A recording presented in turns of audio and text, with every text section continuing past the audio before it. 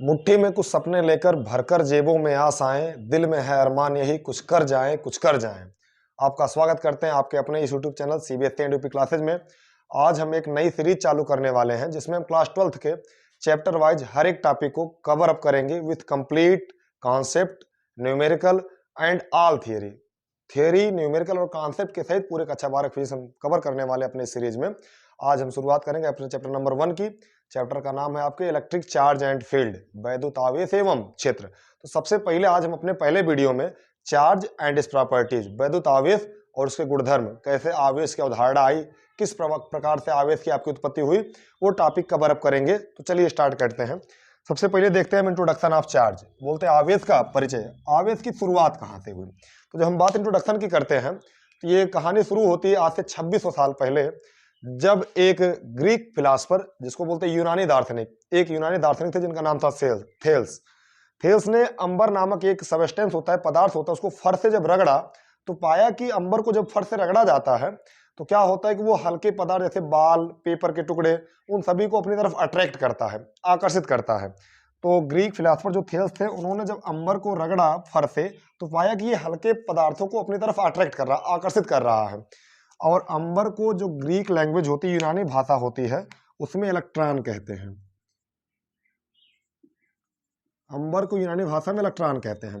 तो यहाँ पे इन्होंने जब रगड़ा तो पाया कि वो अट्रैक्ट कर रहा, तो इनके दिमाग में एक अवधारणा आई कि कहीं ना कहीं या तो वो आवेशित हो रहा है या आवेशित कर रहा है, इसी वजह से चीजों को आकर्षित कर रहा है। बाद में इसी तरीके से अन्य चीजों को भी क्या बोला गया कि वो भी देखा गया कि वो भी अन्य चीजों को आकर्षित कर रही हैं। तो यहाँ से एक दिमाग में कॉन्सेप्ट बनने लगा आवेश का। तो उसके बाद अब बात आती है 1600 की। इन 1600 में एक इंग्लिश साइंटिस्ट थे जिनका नाम था गिलबर्ट ने एक लैटिन वर्ड जिसको क्या बोलते हैं इलेक्ट्रिकस, गिलबर्ट ने 1600 में एक लैटिन वर्ड इलेक्ट्रिकस दिया, जिससे बाद में जो हमारे इंपॉर्टेंट टर्म होता है इलेक्ट्रिसिटी की उत्पत्ति हुई। यहां से आपको पता होना चाहिए कि 1600 में इंग्लिश साइंटिस्ट गिलबर्ट ने, जिन्होंने एक लैटिन वर्ड की खोज की जिसका नाम था इलेक्ट्रिकस से ही इलेक्ट्रिसिटी की बाद में उत्पत्ति होती है। और इलेक्ट्रिसिटी होती क्या है, सबसे पहले ये हमको समझना जरूरी है। व्हाट इज इलेक्ट्रिसिटी, तो हम देखने वाले इलेक्ट्रिसिटी होती क्या है। इलेक्ट्रिसिटी बोलते हैं the branch of science in which we deals about the charge and the electrical effect of charge particle is known as electricity. Branch of science विज्ञान की वह शाखा in which we deals about charge and electrical effect of charge particle.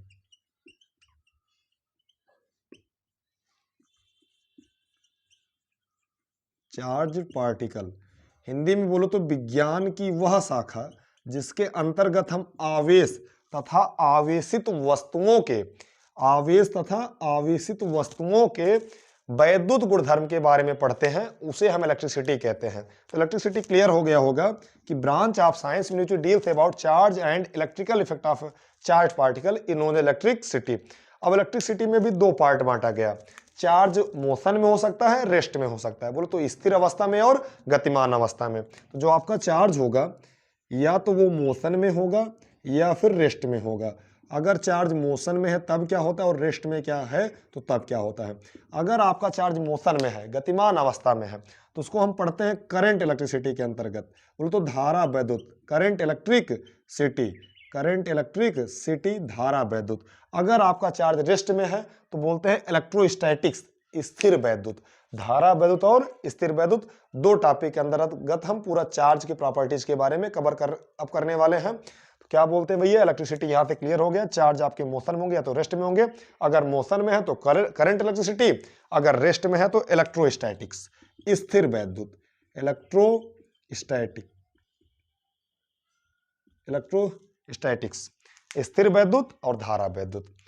यहां से आपकी charge की कहानी आती है। तो हम चलते हैं आगे, वही डिफिनेशन देखते हैं, जो बेसिक डिफिनेशन ऑफ चार्ज की मूलभूत परिभाषा क्या होती है, चार्ज हम किसे कहते हैं। चलिए आगे बढ़ते हैं। हम आगे बढ़ते हुए देखेंगे कि चार्ज किसे कहते हैं, व्हाट इज चार्ज। देखते हैं चार्ज बोले तो आवेश। सबसे पहले आवेश होता क्या है। It is a fundamental property of substance, यह किसी भी पदार्थ का मूलभूत गुणधर्म होता है। तो आप ये चीज दिमाग, इंट्रिंसिक प्रॉपर्टी बोल सकते हैं, फंडामेंटल प्रॉपर्टी, मूलभूत गुणधर्म बोल सकते हैं। ये क्या होता है? फंडामेंटल प्रॉपर्टी, मूलभूत गुणधर्म। किसी भी पदार्थ का यह फंडामेंटल प्रॉपर्टी होता है जिसके द्वारा वो जो आपका सबस्टेंस है वो इलेक्ट्रोमैग्नेटिक इफेक्ट को प्रोड्यूस करता है और इसका एक्सपीरियंस करता है, उसे हम क्या कहते हैं? चार्ज।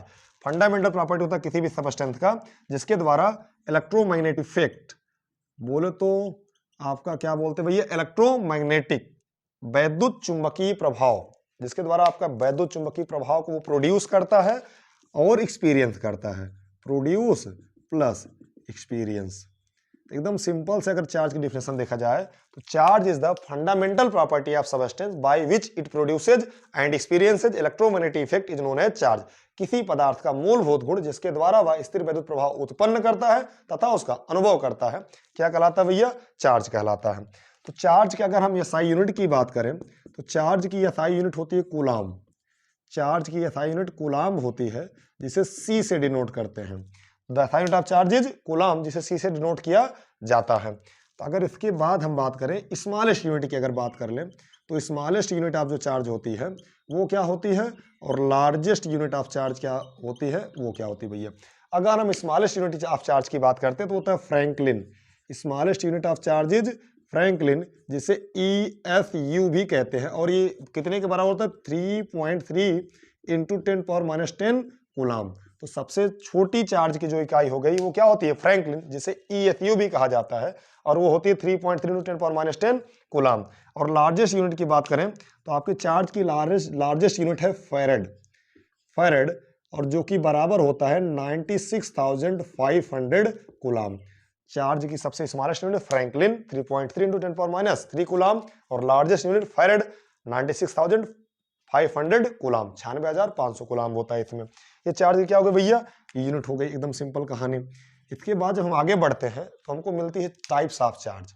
बोलो तो आवेश के प्रकार। जब हम टाइप्स ऑफ चार्ज की बात करते हैं, there are 2 types of charge, positive charge and negative charge. तो आगे जब हम बढ़ेंगे तो वही टाइप्स ऑफ चार्ज। अगर टाइप्स ऑफ चार्ज की बात करें तो आवेश के प्रकार की बात करें तो ये 2 प्रकार का होता है, positive charge and negative charge. बोलो तो धनावेश एवं ऋणावेश। पॉजिटिव चार्ज की बात करें जिस पर पॉजिटिव चार्ज होगा वो पॉजिटिव चार्ज, जिस पर नेगेटिव हो नेगेटिव। पॉजिटिव चार्ज की बात करें, इसमें आपका एग्जांपल आ जाएगा प्रोटॉन, और नेगेटिव में इलेक्ट्रॉन।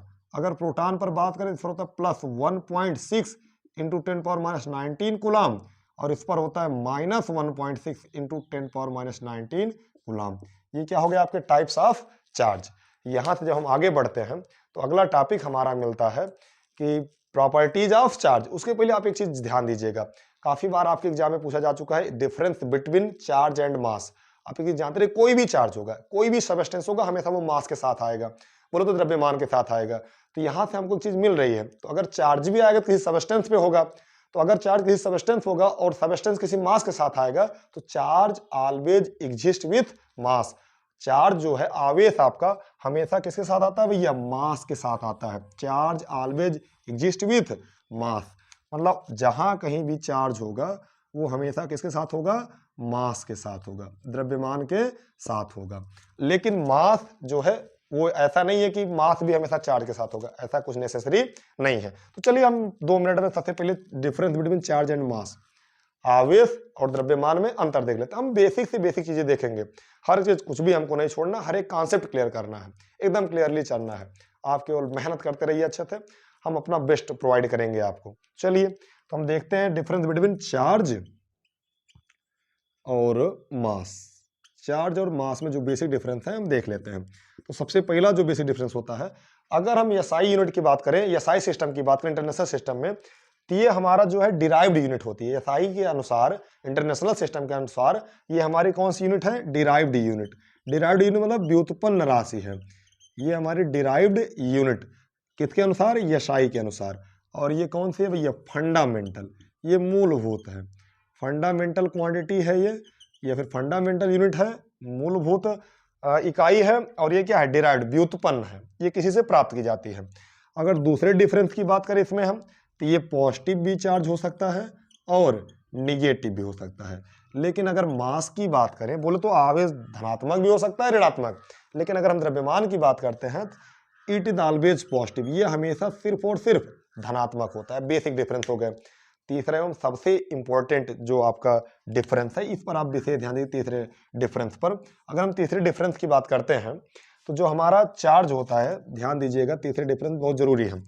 जो हमारा चार्ज होता है वो स्पीड ऑफ सबस्टेंस या फिर वेलोसिटी ऑफ सबस्टेंस पर डिपेंड नहीं करता है। चार्ज कांस्टेंट रहता है, उसके वेलोसिटी पर डिपेंड नहीं करता है। ये do not depends on velocity, यह वेलोसिटी पर डिपेंड नहीं करता है। लेकिन जो मास है ये हमारा डिपेंड्स ऑन वेलोसिटी, ये वेलोसिटी पे डिपेंड करता है, बोलो तो वेग पर निर्भर करता है। अगर ये वेलोसिटी पर डिपेंड करा तो किस प्रकार से डिपेंड कर रहा है, तो आपको फार्मूला एकदम सिंपल होता है, m is equal to m naught by under root 1 minus v square by c square. तो यहाँ पे m क्या है, mass of substance after v velocity. ये वैसा मास है जब क्या हो रहा है, वेलोसिटी आ रही है। वेलोसिटी बोले तो वेग आ रहा, उस समय का मास ये है। ये मास of substance at rest, mass at rest, rest का मास क्या है, m नॉट। वेग के साथ जब मास है क्या है, m है। v क्या है, स्पीड ऑफ सबस्टेंस, जो आपका सबस्टेंस था उसकी स्पीड क्या है, c क्या है, स्पीड ऑफ लाइट। बोलो तो हमारा चार्ज वेलोसिटी पे डिपेंड नहीं करता है और मास वेलोसिटी पे डिपेंड करता है। वेग पर, द्रव्यमान वेग पर निर्भर करता है, आवेश वेग पर निर्भर नहीं करता है। अगले अगर प्रॉपर्टी की बात करें तो हमारी अगली प्रॉपर्टी जो है वो चार्ज क्या होता है भैया, कंजर्व्ड होता है, जबकि जो हमारा मास होता है वो कंजर्व्ड नहीं होता है। क्यों नहीं होता मास कंजर्व्ड, अगर चार्ज हमारा कंजर्व्ड होता है तो मास क्यों नहीं कंजर्व्ड होता, क्योंकि charge can neither be created not destroyed, जबकि मास जो है it can be transferred in the form of energy E is equal to m c square. आप फार्मूला देखे होंगे। ये जो बेसिक डिफरेंस हो गया आपके चार्ज और मास के बीच। यहाँ से अब हम आगे बढ़ेंगे और आगे बढ़ते हुए देखेंगे प्रॉपर्टीज ऑफ चार्ज, आवेशों के गुणधर्म के बारे में। एकदम सिंपली चलना है हमको, सिंपली हर एक चीज को फील कर लेना है, महसूस करना है। तो चलिए आगे बढ़ते हैं हम प्रॉपर्टीज ऑफ चार्ज की तरफ, आवेशों के गुणधर्म की तरफ।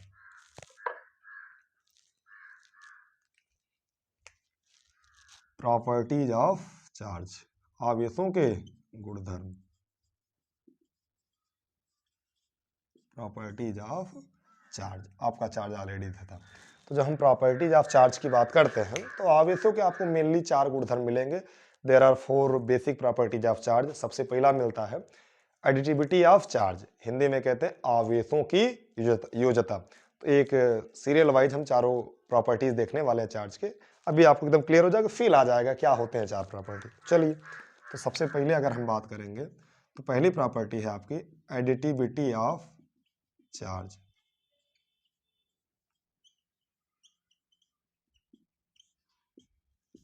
हिंदी में कहते हैं आवेशों की योज्यता। तो चलिए देखते हैं आवेशों की योज्यता को। सिंपल, योज्यता मतलब क्या होता है कि योग मिला लेना। अगर कोई सिस्टम है उसमें एक से अधिक चार्ज है, मल्टीपल चार्ज है, तो जो टोटल चार्ज होता है वो ईच चार्ज के सम के बराबर होता है। यदि किसी निकाय में बहुत सारे आवेश हैं तो कुल आवेश क्या हो जाएगा, सभी आवेशों क्या कर लीजिए आप, मिला लीजिए। यहाँ पे एक शब्द मिल रहा है ना, एड फॉर क्या होता है, एडिशन, योग। सिंपल आवेशों का योग, इस गुणधर्म से आप दिमाग में इसे बैठा सकते हैं। क्या बोलेंगे, if a system has multiple charge, कहीं भी क्या है, मल्टीपल चार्ज आ रहा है, मल्टीपल चार्ज, तो जो टोटल चार्ज होगा वो सम होगा, then the total charge is algebraic sum of each charges. जो टोटल चार्ज होगा वो क्या होगा भैया, algebraic sum of each charge. Total charge is algebraic sum of each charges, each charge. बोला गया कि अगर किसी सिस्टम में एक से ज्यादा चार्ज है तो टोटल चार्ज होगा वो सभी के अलजेब्रिक सम के बराबर होगा। इस चीज को आप फील कैसे कर सकते हैं, मान लीजिए आपका सिस्टम था, इसमें चार चार्ज आ रहे हैं। जैसे एक हो गया 4 coulomb, -2 coulomb, 7 coulomb, +7 coulomb, -3 coulomb. ये चार अगर टोटल चार्ज क्यू पूछा जाए, क्यू नेट, तो इक्वल टू क्या होगा, algebraic sum of each charge. बोलो तो 4 + -2 + 7 + -3, 4 7 11 ± -2 -3, तो 11 - 5 कितना आ गया भैया, +6 कूलाम।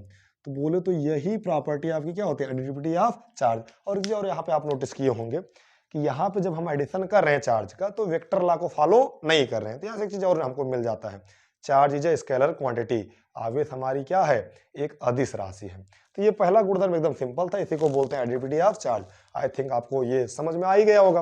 यार हम महसूस कर सकते हैं चीजों को, समझने की बात छोड़िए, फिजिक्स को महसूस किया जा सकता है, क्योंकि हमारे चारों तरफ जितनी भी चीजें हैं, हर एक चीज फिजिक्स के अनुसार ही चल रही है। जितनी भी घटनाएं हो रही हैं उसका एक्सप्लेनेशन हम फिजिक्स से कर सकते हैं, इसलिए हम फिजिक्स को पढ़ने से ज्यादा महसूस करने का प्रयास करते हैं। चलिए, पहले गुणधर्म के बाद एडिटिविटी ऑफ चार्ज के बाद बढ़ते हैं दूसरे गुणधर्म की तरफ। जो दूसरा गुणधर्म है वो हमारा कंजर्वेशन ऑफ चार्ज, आवेशों का संरक्षण। जब भी जो भी आपको नोट कराया जाए तो आप वीडियो को पॉज करके नोट कर लिया करिए। तो यहाँ से आपको उतना समय हो सकता है वीडियो चलता रहे, आपको समय ना मिल पाए, तो आप वीडियो को रोक करके आराम से नोट करके समझ करके तब आगे बढ़ेंगे। तो दूसरी प्रॉपर्टी की अगर हम बात करें तो दूसरी प्रॉपर्टी कंजर्वेशन ऑफ चार्ज।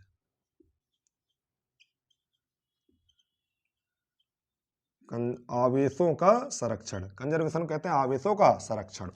तो कंजर्वेशन शब्द का मतलब आप दिमाग में हाथ से बैठा लीजिए, जहां कहीं भी कंजर्वेशन शब्द है उसका सीधा सीधा मतलब neither be created nor be destroyed.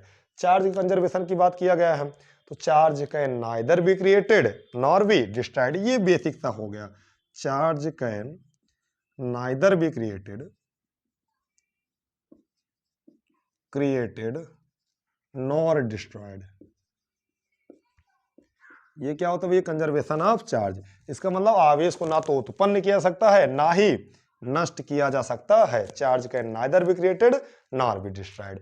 तब क्या कर सकते हैं, जिसका मतलब ये हो गया the total charge rated with an isolated system is conserved, किसी विलगित निकाय समिति कुल आवेश संरक्षित होता है। मतलब समझ रहे हैं हम, जैसे हाँ एक फॉर्म से दूसरे फॉर्म बदल सकते हैं। जैसे यहाँ पे था, इसमें मान लीजिए 3 चार्ज है, +3 कूलम, -5 कूलम और +7 कूलम, ये 3 चार्ज हैं।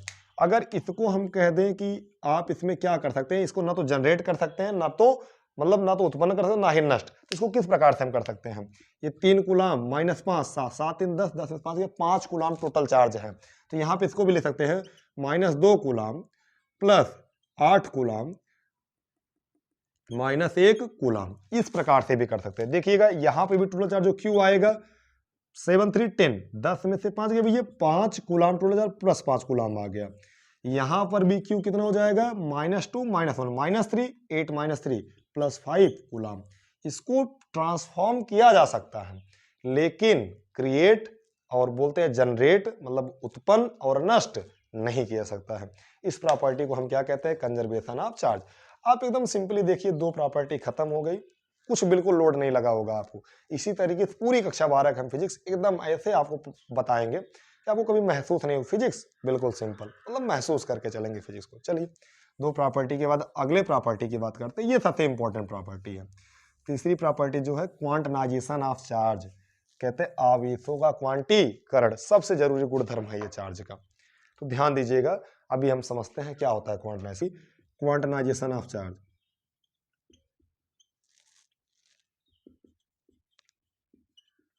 क्वांटनाइजेशन ऑफ चार्ज कहते हैं आवेशों का क्वांटीकरण। एकदम अच्छे समझते हैं क्या होता है क्वांटनाइजेशन ऑफ चार्ज।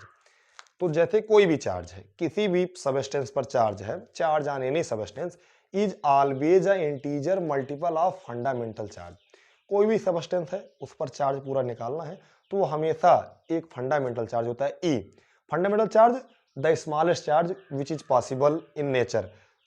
प्रकृति में सबसे छोटा जो आवेश है जो संभव है वही क्या होता है, फंडामेंटल चार्ज, जिसे ई से डिनोट करते हैं। और फंडामेंटल चार्ज क्या होता है भैया, बोले तो मूल आवेश। मूल आवेश क्या होता है, जितना आपके इलेक्ट्रॉन पर आवेश होता है वही क्या होता है, मूल आवेश। जो मूल आवेश है इलेक्ट्रॉन को ही मूल आवेश माना गया है, क्योंकि वो क्या होता है, smallest charge which can exist in nature. प्रकृति में जो संभव है आवेश वो क्या होता है, ई होता है। तो क्वांटिटेशन ऑफ चार्ज कहते हैं, क्वांट मतलब क्वांटिटी, कितना चार्ज है वो क्वांटिटी बताता है। तो क्या बोलता है भैया, charge on substance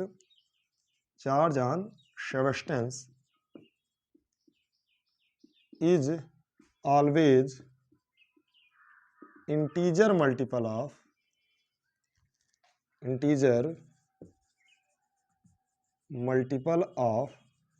fundamental charge।